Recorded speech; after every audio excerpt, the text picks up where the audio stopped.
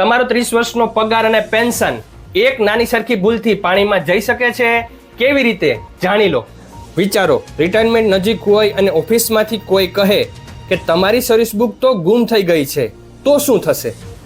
ગુજરાત સરકારના નાણાં વિભાગના 17 ડિસેમ્બર 2002ના પરિપત્રમાં આનો પાકો ઇલાજ છે.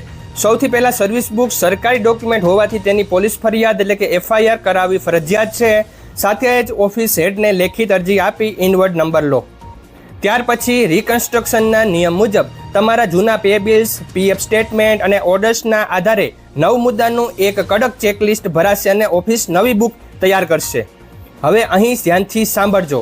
આ દરખાસ્ત પર સૌથી પહેલા તમારા શાળા કે કચેરીના આચાર્યશ્રી અથવા હેડની સહી લાગશે, પણ માત્ર આ સહીથી ડુપ્લિકેટ બુક માન્ય નહીં ગણાય.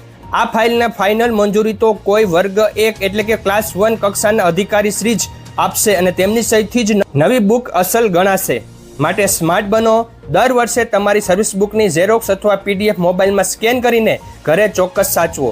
શું તમારી પાસે તમારી સર્વિસ બુકની કોપી છે? કોમેન્ટમાં લખો અને દરેક સરકારી કર્મચારી મિત્રોને આ વિડીયો અત્યારે જ શેર કરો.